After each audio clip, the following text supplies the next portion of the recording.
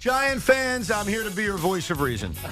Giant fans, I'm here to calm you down. I am your shoulder that you can lean on. What happened yesterday sucked, and it mostly occurred because their defense in the second half of a 7-6 game completely fell apart.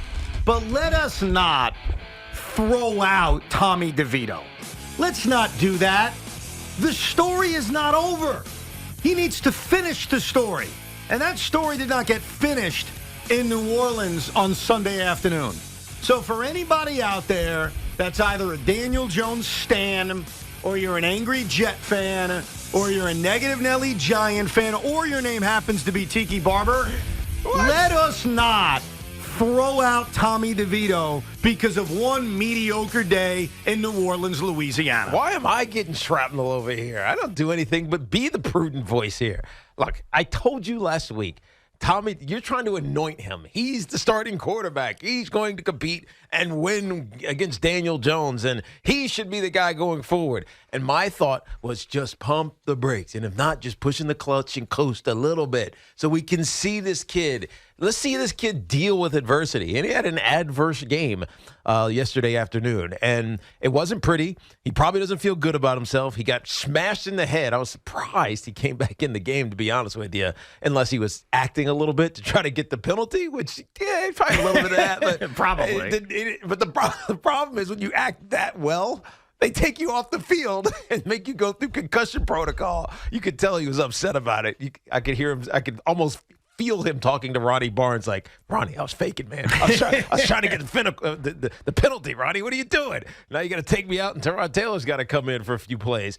But look, we knew that at some point, some team was going to make it not easy for Tommy DeVito, and give credit to the New Orleans Saints because that's what they did. In fact, I got a chance because I did the Packers and the Tampa Bay Buccaneers. I talked with Matt LaFleur before the game, and I was like, yeah, you guys been playing great. Tough loss last week. Not that I'm upset that you lost to the Giants, but he said, you know what, Teak, we made it too easy for him. You play man coverage, he doesn't have to think. Right? He can just see it and react. And that's what we talked about last week with Tommy DeVito. Why he's been so good? He's not thinking. He's just reacting. Throwing the ball that he thinks he needs to throw and making the plays that he can make. The Saints made him think a little bit, and it got a little bit dicey. But that's what happens to young players, man. You knew that it was bound to happen.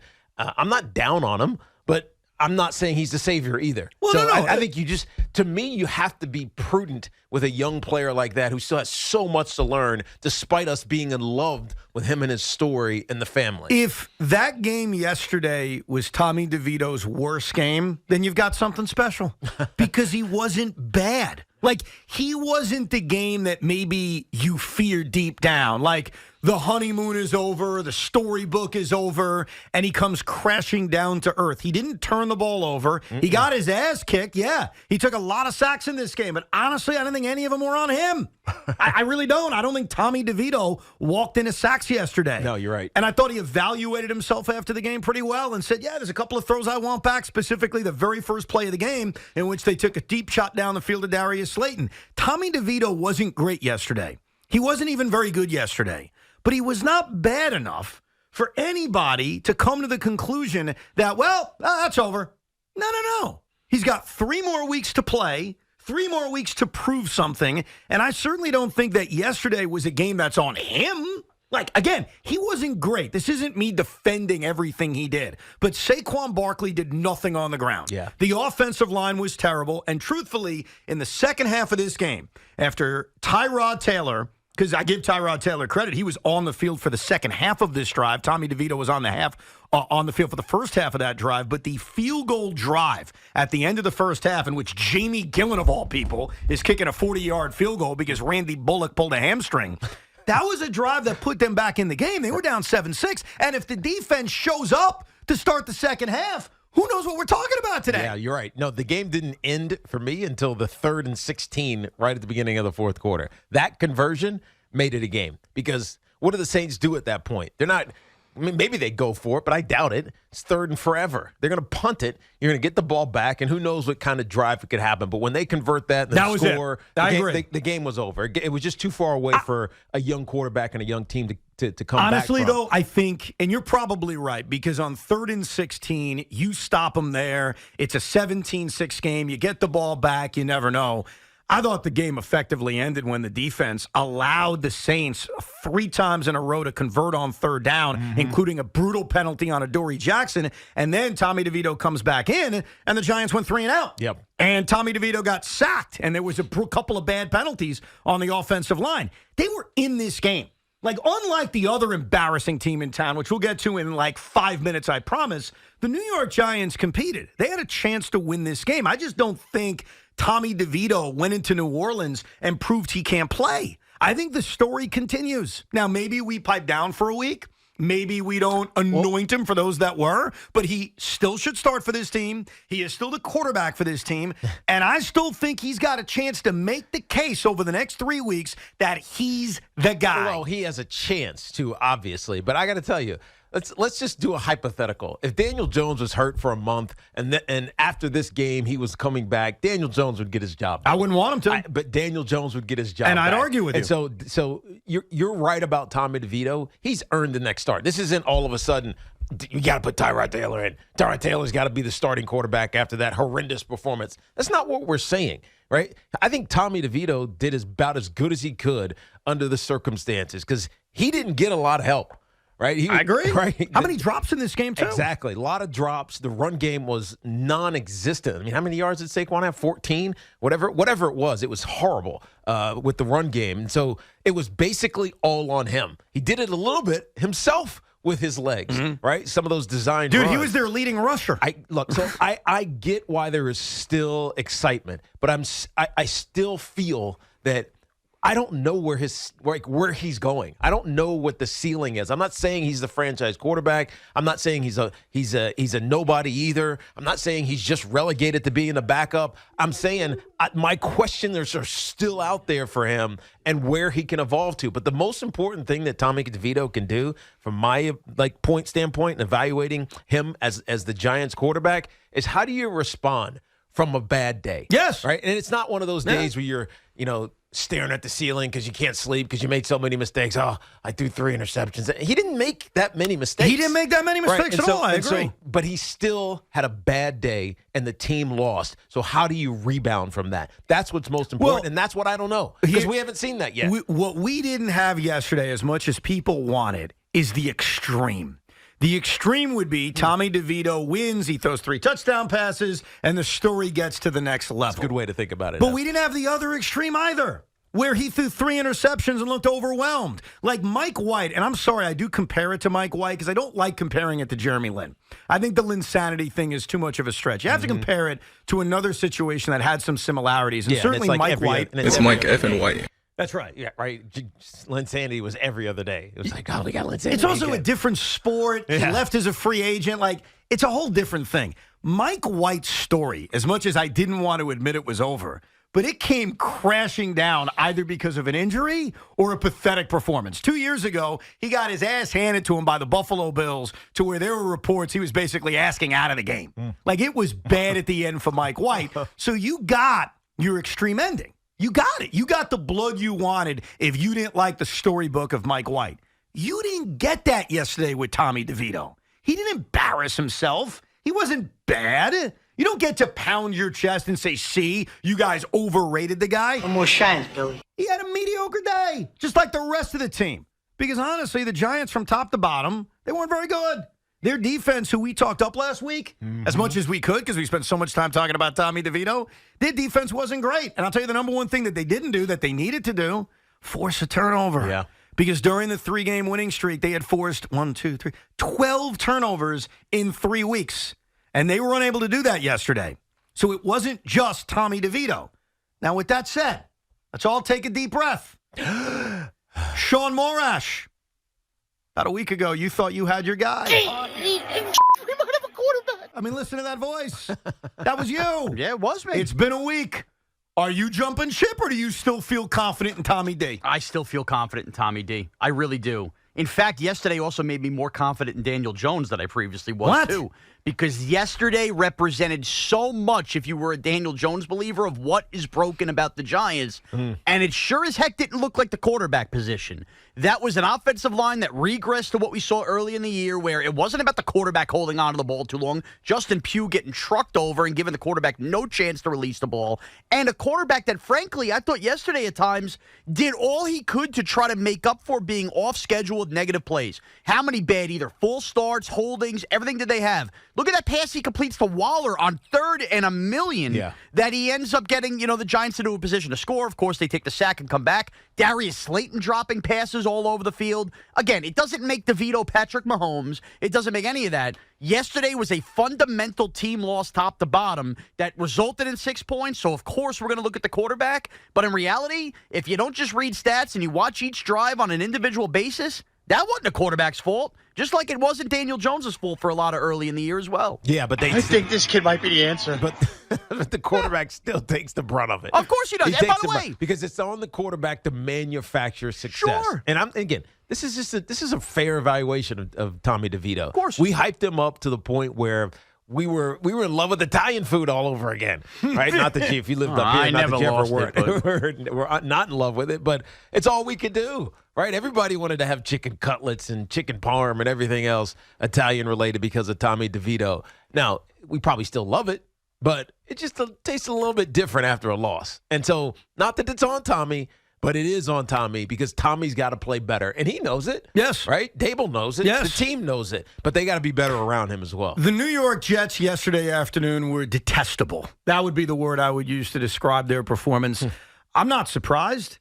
And I think if you're a Jet fan, you made a choice. If you were surprised by what happened yesterday, you're either an idiot, which is on the table. I'm an idiot sometimes, or you're naive. There was nothing yesterday that should surprise you.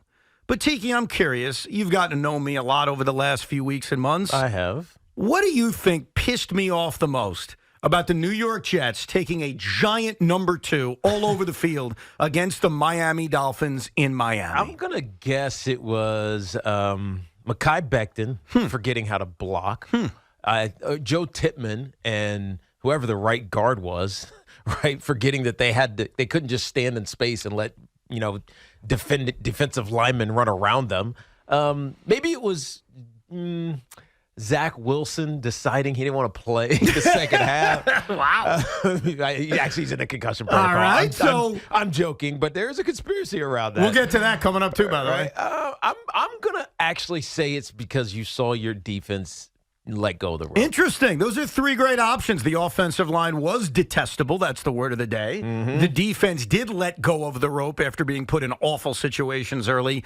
But what I'm really disgusted by is the word accountability. I don't think there's any of it with this franchise. And what Robert Saleh and Joe Douglas and everyone on this staff is testing right now, they're testing the law of Rodgers. And what I mean by that is if Aaron Rodgers didn't exist, this would not be a sports talk radio debate. Right. 3rd year in a row, losing record. They'd all be gone. Right. Period. This would not be a hot take or a controversial opinion. It'd be done. And we'd all accept it. Well, yeah. The team no-showed a game against the Miami Dolphins. They're 5-9. They were supposed to be good. Blah, blah, blah. They're all fired. And right now, what Robert Saleh and his staff is doing, it's not just Robert, it's his entire staff, and what Joe Douglas is doing, he's a part of it too, is they're testing the law of Aaron Rodgers. They're testing the law of Woody Johnson simply saying, hey, everything that went wrong is the fault of an injury. And I'm here to tell you, and we all should know it, the New York Jets do not simply embarrass themselves every Sunday. They don't just simply stink because of an injury to Aaron Rodgers. That's a lie. That's a lie you tell yourself to make yourself feel better. If you think the New York Jets are 5-9 and embarrassing themselves weekly because of an unfortunate injury on a Monday night against the Buffalo Bills, you're lying to yourself, or you're letting this organization lie to you. Because right now in the NFL, there are bad offensive lines. And they don't embarrass themselves weekly. Right now in the NFL, there are 4 backup quarterbacks in playoff spots right now. 3 of them are in the AFC. I'm done with the excuses. And what Robert Saleh needed to do after this game was he needed to pull a Will Hardy. Who's Will Hardy, you ask? Will Hardy is the head coach of the Utah Jazz. And I hate to use this example tonight because the Nets are playing the Jazz. But a few weeks ago, Will Hardy tore his team apart after a game. You remember that? Yes. You guys remember that? Do we have the audio of Will Hardy? Will Hardy, here he is. Go ahead, Will. That was an absolutely horrendous performance from start to finish. That was a masterpiece of dog. I really don't know how to describe that game. Will Hardy and his speech needed to come out of the mouth of Robert Saleh because all I hear from this head coach after games is, well, the offensive line, injuries, this, that. It's excuses. There's no accountability. So what am I angry about today? I wasn't angry during the game. Ask my dad. He came over. I laughed. I said, this is unbelievable. We suck. This is amazing. It's what I hear after games. And we'll explore this as the show goes on. It wasn't just Robert Saleh. You heard players, and I respect their honesty, admit, hey, you know what? Maybe we're outcoached. Hey, guys, maybe we're not going to be able to show up now that we're out of it. I heard that from players, and that's on the coach. That's on the GM. And right now they're testing the law of Rodgers. They're testing it. Because even a guy like me who thinks this head coach has no chance to have success in the NFL, I'm done. I've come to that conclusion a long time ago. He can't win around here. But even I say, well, you know what? If Aaron Rodgers wants him back, sure, bring him back. Even me would say bring everyone back at the behest of Aaron Rodgers. But this is so bad, so very bad, and so pathetic against a team you should give a rat's ass about beating. I shouldn't be the only one who's embarrassed or cares about losing to those frauds in Miami, because they are frauds. Congratulations to the Dolphins, by the way. You did what you needed to do. Congratulations to the Dolphin fan out there. I don't mean to take shots at you. You are frauds. You know that. But you did what you had to do yesterday. I'm sick and tired of this. And what I wonder about, T, because I don't know the answer, is this owner and is this quarterback who was on the sidelines yesterday going to watch enough of this master class in dog bleep to put their foot down and say, no, we can't run it back and just simply make excuses for why this team was terrible this year? So one of the things that you said for, I don't know, at least a month was I need to see this Aaron Rodgers experiment. I need to see it. And that's why you wanted him to play this year, even if the New York Jets are out of playoff contention, which they are now officially out of playoff contention. They've been eliminated with a few other teams. I think there's 6 of them. There are 3 teams in the AFC that have been eliminated. Right. There's 6 total, 3 in the AFC. 2 of them were already done before this weekend, and the Jets were now added to the AFC list. So even with that being the case, you were contending that you needed to see Aaron Rodgers play, even if they were out, because you needed to see Aaron Rodgers play with the New York Jets. Yeah. Right? You needed to see it. Yeah. So the question is now not what you as a fan or Joe Douglas or Robert Saleh, Nate Hackett, or offensive line, whoever need to see with Aaron Rodgers. The question is if Aaron Rodgers wants to be a part of this sinking ship. That's the question. Because right now, is it salvageable? Maybe. But it's going to take a lot of bailing of water out of a big ship that's going down quickly. And Aaron Rodgers isn't going to be the only one to do it. Right? If you bring him back, and let's say he plays 2 games at the end of the season, he's activated and maybe he doesn't play next week, but whatever. He's activated so he can play the last couple of games at the end of the year. What's he going to do? Right? What can he do to make this any better? And there's only one thing, and that's win and look really competent doing it. There's one other thing he could do, Tiki. See firsthand as a player that this coaching staff's got no shot. Exactly. And so if he does play these 2 games, and he leaves it feeling disgusted, kind of like he was early in the season when he had the cut blocking going, and that, in theory, led to him tearing his Achilles, which I don't think was the case, but it is what it is.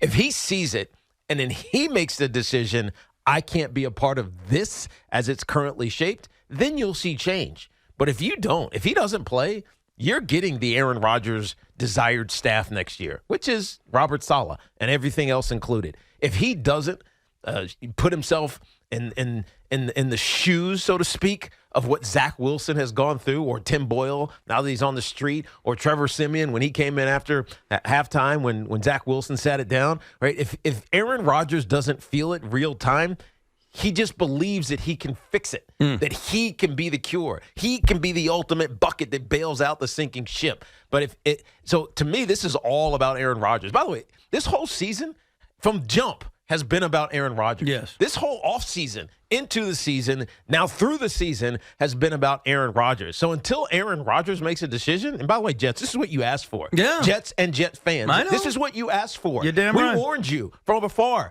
Be careful what you wish for with this warned guy. us. No, we didn't warn you. Just made you aware of what the towel of Aaron Rodgers is all about. Yeah. This is what you asked for. You're damn and right. this is what you have right now. Yeah. So he's either going to save you or he's going to blow it all up for you. One way or another, it's all coming down to Aaron Rodgers, period. All I know is if I'm Robert Saleh and I'm Nate Hackett and I'm Joe Douglas, when you go to bed at night, you should pray at the altar of Aaron Rodgers. Because if Aaron Rodgers didn't exist, this wouldn't even be a topic. All three of you would be gone. We're live from the Town Fair Tire Studios, powered by Town Fair Tire. Nobody beats Town Fair Tire. Nobody. Jet calls, Giant calls next. Plus, what did happen with Zach Wilson yesterday? We may have to put some tinfoil hats on to really figure out what happened to Zach, why he didn't come back, and what really occurred in South Beach.